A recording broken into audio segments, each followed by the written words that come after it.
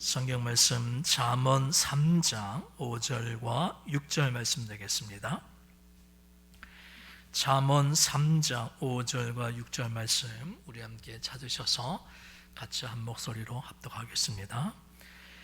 잠언 3장 5절과 6절 말씀 같이 함께 읽습니다. 시작. 너는 마음을 다하여 여호와를 신뢰하고 내 명철을 의지하지 말라. 너는 범서에 그를 인정하라. 그리하며 내 길을 지도하시리라. 아멘. 할렐루야. 하나님이 내주실 축복합니다. 소리 인사 나누시기 바랍니다. 하나님이 인도해 주시길 축복합니다. 정말 세상을 살아나갈 때요, 어디로 가야 될런지, 또 무엇을 해야 될런지, 정말 어떻게 해야 될런지 정말 모르고 또 힘들고 어려울 때가 있습니다. 이때 어떻게 해야 될까라고 하는 거죠.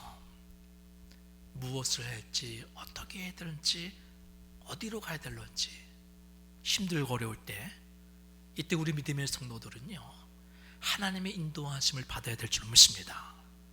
힘들고 어려운 우리 인생길 나 혼자 가려고 발버둥 치지 마시고요, 전능하신 하나님의 그 도우심 가운데 하나님의 인도하심을 받는 그런 복 있는 삶 우리들이 살아가야 될 줄로 믿습니다.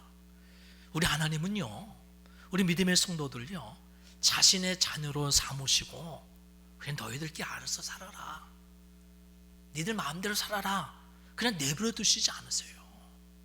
항상 우리와 함께 해주시고 우리와 동행하시면서 우리가 나아갈 길, 우리의 그 앞길을 먼저 앞서 행하시고 뒤에서 또 밀어주시면서 우리를 인도해 주시는 은혜의 하나님, 사랑의 하나님인 줄 믿습니다.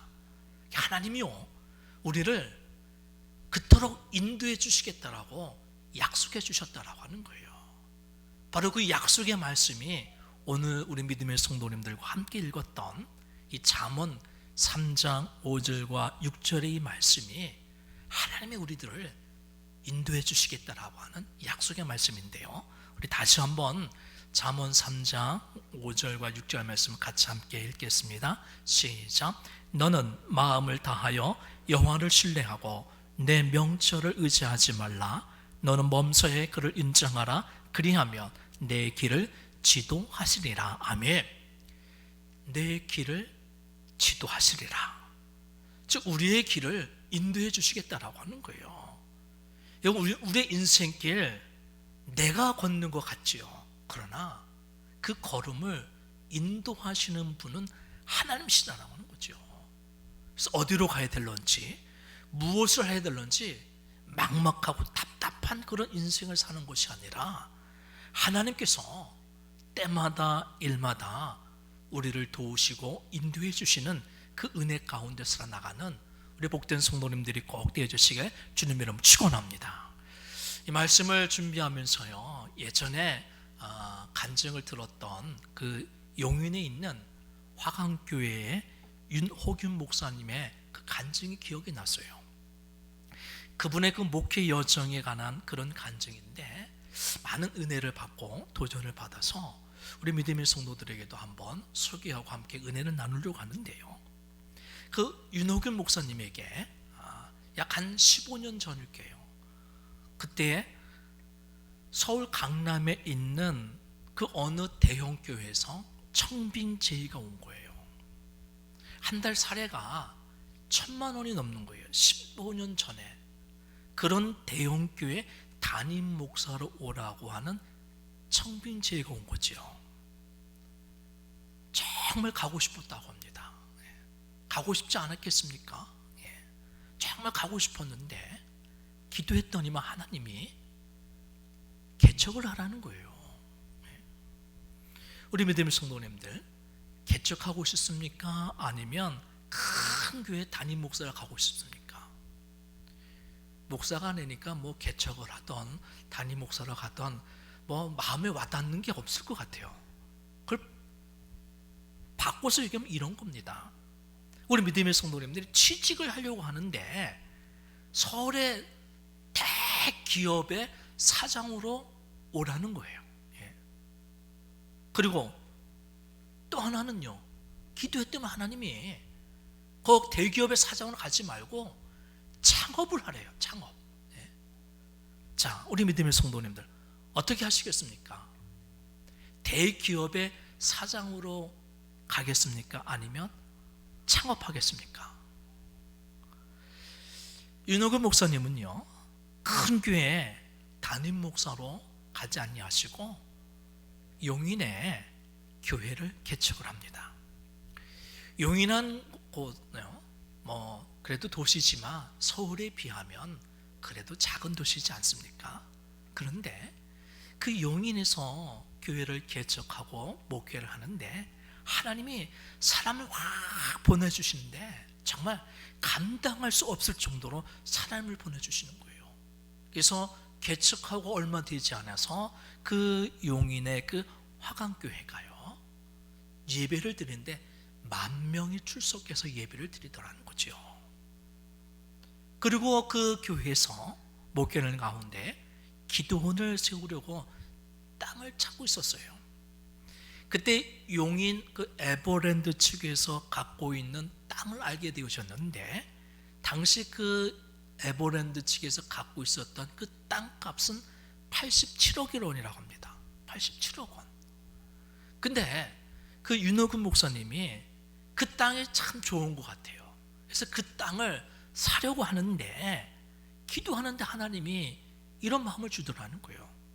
땅값이 87억인데 48억 원에 사라. 그런 감동을 주셨다는 거죠.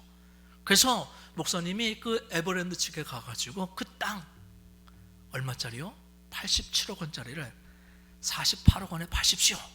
그렇게 얘기를 했더니만 그 에버랜드 측에서요, 그 목사님에게 욕이란 욕은 다 하는 거예요. 이게 목사가 아니라는 거죠. 사기꾼이고 도둑놈이고 미친놈이라는 거예요. 예?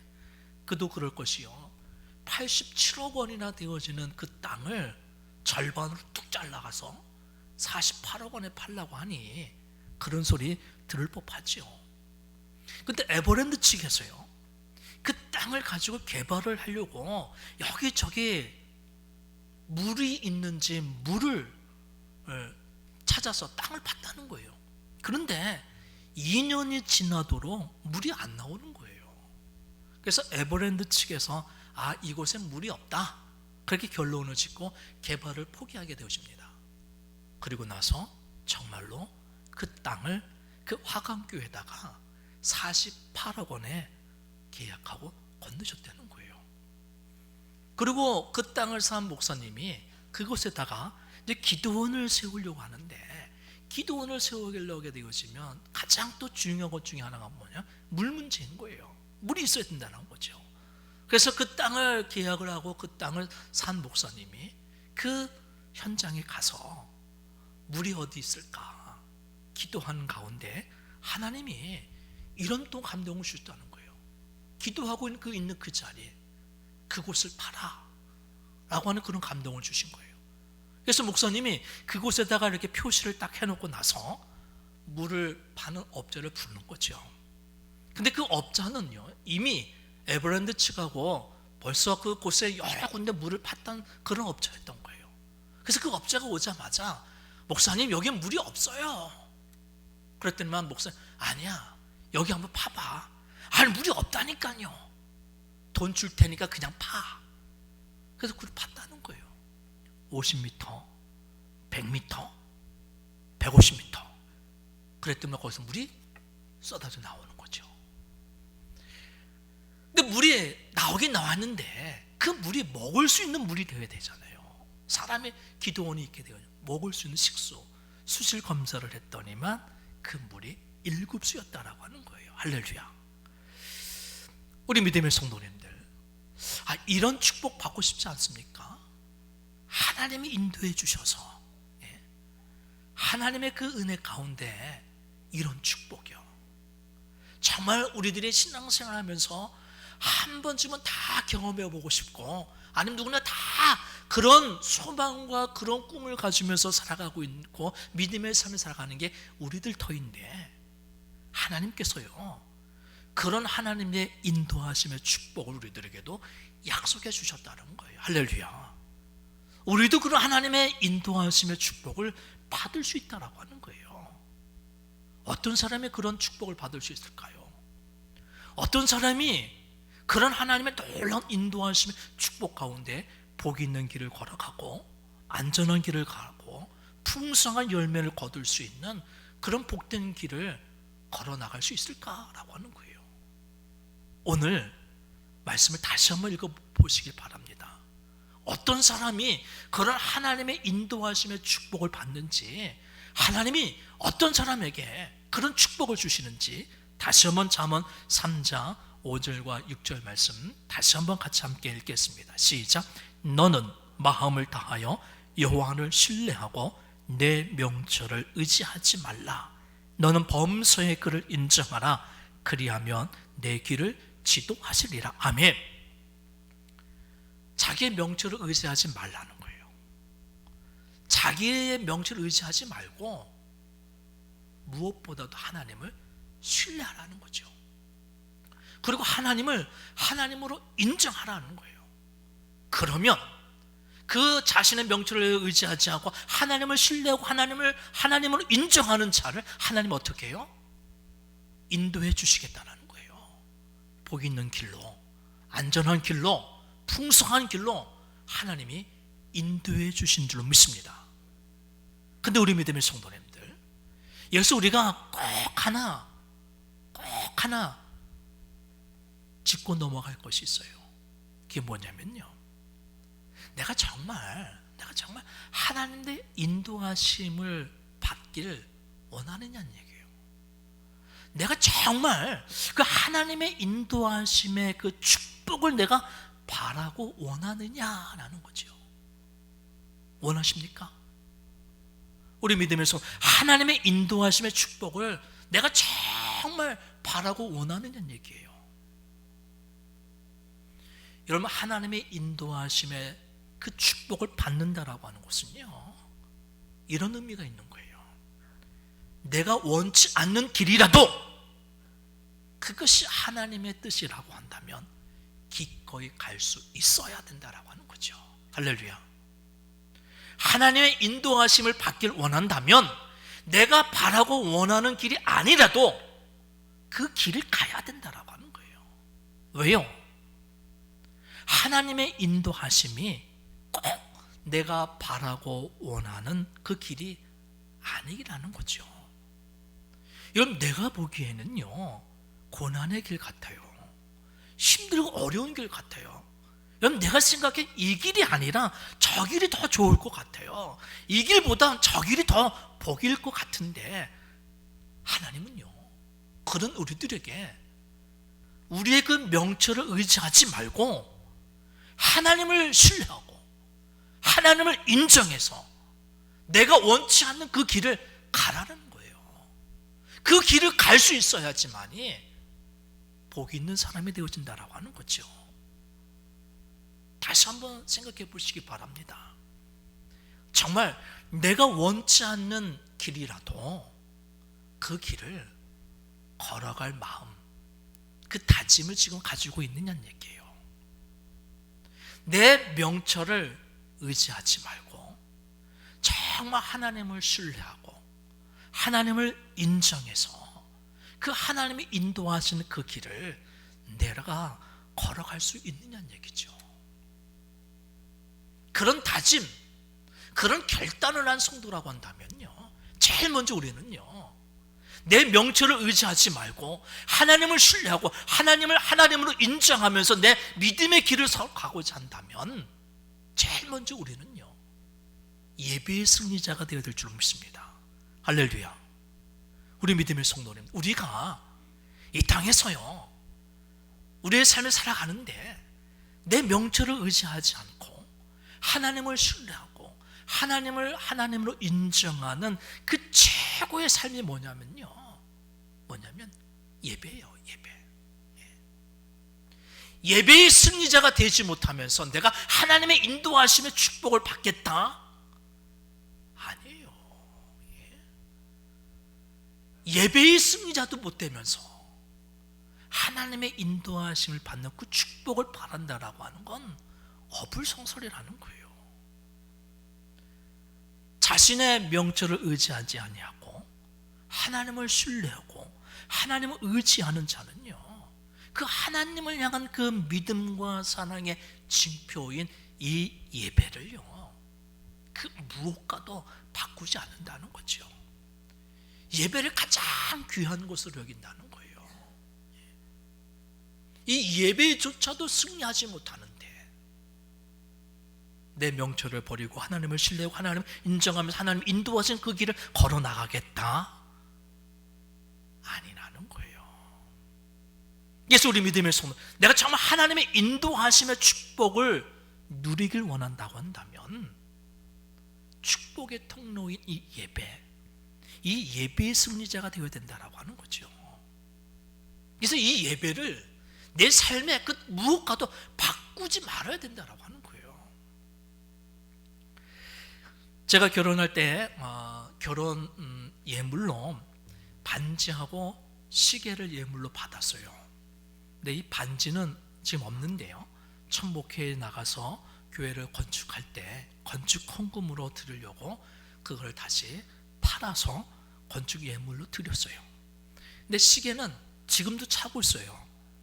반지는 팔 때 값을 제대로 받는데 시계는 팔 때 똥값이래요. 그래서 그냥 시계는 그냥 차고 있어야 되겠다라고 그냥 갖고 있었는데, 그렇다고 해서 이 시계가 알고 봤더니만 싸구려가 아니더라고요.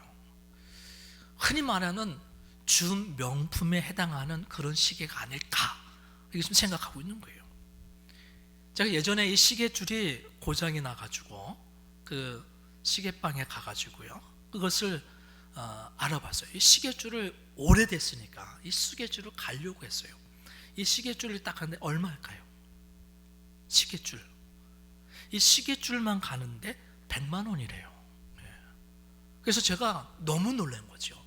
아니, 시계가 아니라 시계줄만 100만 원이래요. 그래서 제가 100만 원 주고 시계줄을 가느니 그냥 동네 시계방 가가지고요, 10,000원 주고 그냥 고쳐서 지금까지 쓰고 있어요. 시계줄만 100만 원이에요.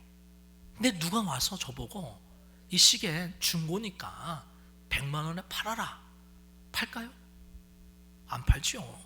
아무리 중고라고 그렇지 시계줄만 100만 원인데 제가 어떻게 팔겠습니까? 근데 누가 와서 그럼 이 시계를 1,000만 원이나 또는 왕창 1억 줄 테니까 팔라 하게 되어지면 어떻게 해야 될까요? 여러분들이 지금 자기 게 아니니까 당연히 판다고 생각하는 분이 많이 있겠죠. 근데 안 팔아야 됩니다. 절대로 팔아서는 안 됩니다. 왜요? 이 시계가 그냥 시계가 아니거든요. 결혼의 의미가 담겨져 있고 사랑의 징표가 담겨져 있는 그런 시계이기 때문에 그냥 돈으로 팔아서는 안 된다라고 하는 거예요. 근데 우리는요, 너무나도 쉽게 팔려고 하는 거예요. 어떻게든 이거 한번 팔아보려고 한다라는 거죠. 팔지 말아야 되는데 어떻게든 팔려고 하는 거예요. 왜 팔지 말아야 됩니까? 돈이라고 하는 그 가치보다도 더 귀한 가치와 의미와 그 뜻이 담겨져 있는 귀한 시계이기 때문에요, 돈으로 팔서는 안 된다는 거예요. 근데 우리에게 있어서 예배가 바로 그렇다는 거예요. 예배를 통해서 하나님은요, 우리가 하나님을 향한 그 우리의 믿음과 사랑의 고백을 하길 원하시는데 우리는 그 예배를 너무나도 가볍게 취급한다라고 하는 거죠. 죄송한 말씀이지만 우리 성도님들, 내가 왜 예배를 못 드는지 그 이유를 한번 살펴보세요. 예배하니까 오늘은 예배드린 여러분들 마음이 편안하죠.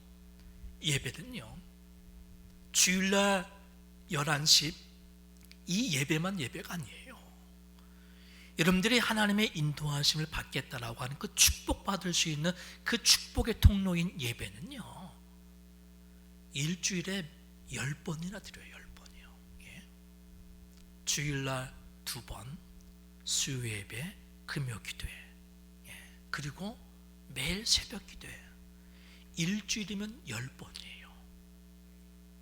10번 우리가 예배를 통해서 하나님의 인도하시는 축복을 받는데, 여러분들이 그 예배에 내가 왜 예배를 못 드리는지 한번 생각해 보세요.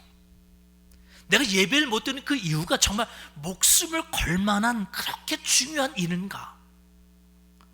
정말 내 생사가 왔다 갔다 하는 그런 위급한 일 때문에 내가 예배를 못 드리는가? 내 사업의 존폐가 흔들릴 정도로 그런 중차대한 일인가? 내 인간관계가 정말 뿌리째 흔들릴 수 있는 그런 일 때문에 내가 예배를 못 드리는가? 한번 생각해 보세요. 죄송하지만 아니더라는 거예요. 얼마든지 예배를 드릴 수 있는데, 우리 그 하나님을 신뢰하고 인정하는 그 믿음과 사랑의 징표의 이 예배를요, 너무나도 가볍게 포기한다라고 하는 거죠. 근데 아십니까? 우리가 쉽게 가볍게 여기는 이 예배를요, 하나님은 얼마나 귀하게 여기는지 아십니까? 출애굽한 이스라엘 백성들에게 하나님은요, 그 가나안 땅에 들어가기 전까지 계속해서 강조했던 게 뭔지 아세요? 제사예요. 제사, 예배. 출애굽한 그 이유도 제사를 드리기 위해서라고, 예배를 드리기 위해서 출애굽했다고 얘기해요. 그래서 출애굽기, 레위기, 민수기, 신명기, 이 말씀을 계속 보게 제일 강조하는 게 뭐냐면 제사였다라고 하는 거예요. 예배. 왜요? 하나님은요, 이 예배를 통해서 하나님으로 인정받기를 원하셨기 때문이다라고 하는 거예요. 예배 가운데 찬송함으로 하나님께 영광을 돌리고요, 예배 가운데 기도함으로 하나님의 도우심을 구함으로 하나님을 하나님으로 인정하고요, 예배 가운데 말씀으로 하나님은 우리에게 하나님 되시기에 하나님은요, 하나님을 하나님 되게 하시는 이 예배를요, 그리도 강조했다라고 하는 거예요. 그래서 자신의 명철을 의지하지 아니하고 하나님을 신뢰하고 하나님을 인정하는 최고의 삶은 다름 아닌 예배다라는 거죠. 그래서 예배가 신앙생활의 첫째가 되어지는 거예요. 그 예배만 잘 드려도 우리는 어떻게 해요? 성공한 인생이 될 수 있다라고 하는 거예요. 그런데 1년 52주 그 예배 드리는 거 어떻게 보면요, 쉬울 수 있을 것 같아요. 근데 보게 되어지면 그렇게 힘들고 어렵다라는 거예요. 정말 살다 보면 이런저런 가정과 또 직장의 삶으로 인해서 부득이한 일이 생기죠. 그래서 부득이하게 예배를 못 드리고 빠지게 되어지면 그 마음에 어떤 마음이 들어요? 내가 다음에는 꼭 예배를 드려야지, 이번 한 번만 빠지고 다음에는 결코 빠지지 않으리라, 그렇게 다짐하고 그렇게 하지만 실상은 그 마음의 각오가 다음에 가면 또 흔들리는 거예요. 그러다 보니까 예배의 승리자가 못 되는 거죠. 그래서 하나님이 이런 우리들을요, 너무나도 잘 아셨기 때문에 하나님은요, 레위기를 통해서요, 제사 드리는 법을, 예배 드리는 법을 직접 가르쳐 주셨어요. 레위기를 보게 되어지면 하나님께 제사를 드릴 때 그 제사 드리는 법, 그 가운데 특별히 제물을 드리는 법을 자세하게 나옵니다. 여러분 아시지요? 제삭은 뭐예요? 사망이에요. 그래서 하나님 앞에 제사함을 받기 위해서는 어떻게 해요? 그 생명을 상징하는 피를 하나님 앞에 드려야 돼요. 근데 하나님은 은혜스럽게도 우리 사람의 피 대신에 동물, 제물의 피를 대신 하게끔 해주셨어요. 그래서 하나님께 우리들이 속죄의 제물로 소나 양의 제물을 드리게 되어지죠. 근데 그런 제물을 드릴 때에 어떻게 바치는지 아십니까? 한번 보십시오. 레위기 3장 1절과 2절 말씀이에요. 우리 같이 함께 읽습니다. 시작. 사람이 만일 화목제의 제물을 예물로 드리되 소로 드리려면 숫것이나 암것이나 흠 없는 것으로 여호와 앞에 드릴지니 그 예물에 머리에 안수하고 회막문에서 잡을 것이요 아론의 자손 제사장들은 그 피를 제단 사방에 뿌릴 것이며. 아멘.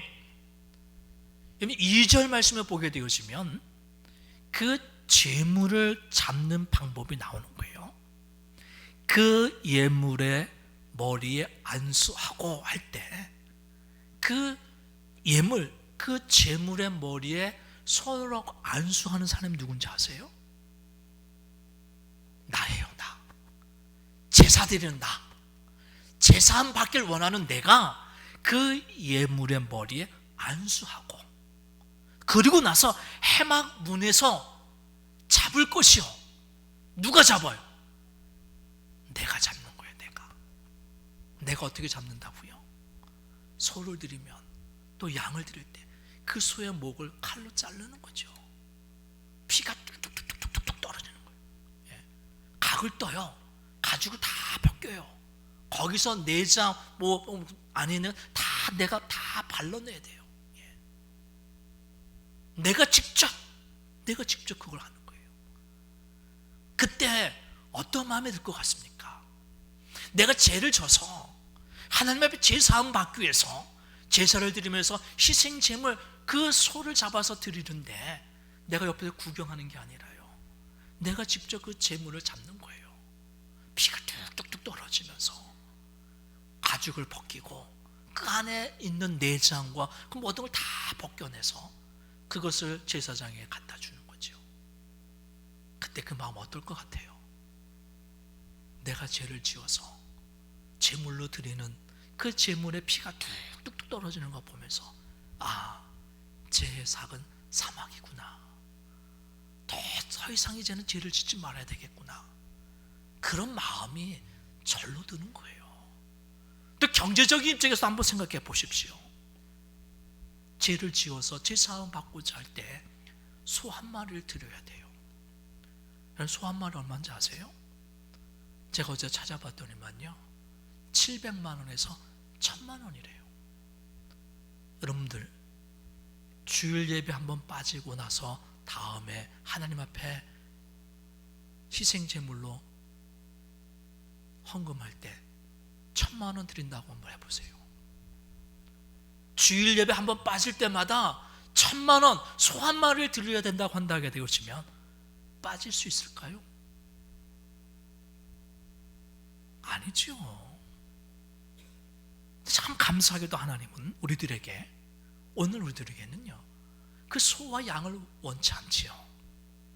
소와 양 대신에 우리들에게 하나님 향한 그 믿음과 고백의 사랑이 담겨진 이 예배를 원하는 거예요. 근데 그 하나님의 그 은혜를 우리가 받았음에도 불구하고 우리는요 너무나도 값싼 회개를 하더라는 거예요. 단지 입술로만 회개하는 거예요. 잘못했습니다. 다시는 주일 성수를 범하지 않겠습니다. 입술로만.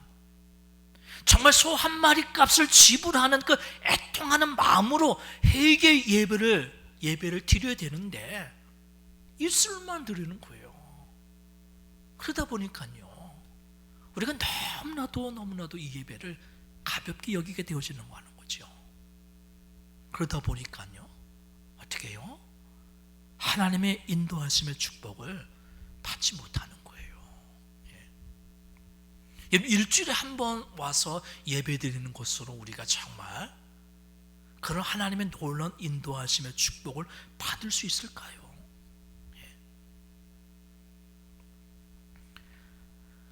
우리가 정말 자신의 명철을 의지하지 않고 하나님을 신뢰하고 하나님을 인정하는 그런 진정한 예배자의 삶을 살면 하나님께서는 반드시 우리의 앞길을요 복된 길로, 안전한 길로, 풍성한 길로 하나님이 인도해 주실 줄 믿습니다. 우리 믿음의 성도 한번 생각해 보세요. 지금 내가 가고 있는 이 길이 정말 복 있는 길이라고 자신할 수 있어요. 지금 내가 가고 있는 이 길이 정말 안전한 길이라고 여러분들 확신할 수 있냐는 얘기예요. 지금 우리 믿음의 성도, 내가 하고 있는 이 일이 정말 복되고 풍성할 것이라고 자신할 수 있습니까? 어느 누구도 자신할 수가 없는 거예요. 지금 내가 가고 있는 이 길, 지금 내가 하고 있는 이 일이 정말 복되기고 풍성할 것이라고 그 어느 누구도 자신할 수가 없는 거예요. 어떻게 됩니까? 그러기에 우리는 하나님의 인도하심을 받아야 된다는 거예요. 삶이 그렇지 않습니까? 살다 보면요, 뜻하지 않은 아픔과 어려움을 해서 넘어지고 쓰러지고 상처받는 게 우리들의 모습이라는 거예요. 5분만 빨리 갔으면 그런 사고를 안 당했을 텐데, 또는 5분만 늦게 갔더라고 한다, 그런 일을 내가 경험하지 않았을 텐데, 아니 내가 조금만 더 일찍 결정했더라면 이런 어려움을 당하지 않았을 텐데, 이런 후회하는 이런 인생을 우리들이 살아가야 되겠냐는 얘기예요. 그런 후회스러운 인생이 아니라 어떻게 해요? 하나님의 인도하심을 받으며 살아나가는 그런 복된 삶을 우리들이 살아가야 된다라고 하는 거예요. 그래서 이 하나님의 인도하심은 우리에게 있어도 좋고 없어도 좋고 하는 것이 아니라 반드시 있어야 될 줄로 믿습니다. 하나님의 인도하심이 있어야 복이 있는 삶을 살아가는 거예요. 그러게 오늘 주신 말씀처럼요, 자신의 명철을 의지하지 마세요. 주 예전에 나와서 이 예배를 드림으로써 하나님을 신뢰하고 하나님을 인정함으로 인해서 하나님이 인도해 주시는 복 있는 길, 안전한 길, 풍성한 길을 걸어나갈 수 있는 우리 복된 성도님들이 꼭 되어주시길 주님의 이름으로 축원합니다. 기도드리겠습니다. 하나님 감사합니다. 주님이 주신 귀한 말씀을 통해 깨닫습니다. 힘들고 어려운 이 시절을 살아가고 있는 우리 믿음의 성도들, 그 무엇보다도 하나님의 인도하심이 있어야 될 줄로 믿습니다. 하나님이 함께해 주셔서 정말 하나님의 인도하심을 받고자 우리들의 명철을 의지하지 말고 하나님을 신뢰하고 하나님을 하나님으로 인정하는 예배자의 삶을 통하여서 하나님 인도해 주시는 복된 길을 걸어가는 풍성한 은혜로운 복된 삶을 살아가는 성도들로 축복하여 주시옵소서. 예수님의 이름으로 축복하며 기도드리옵나이다. 아멘.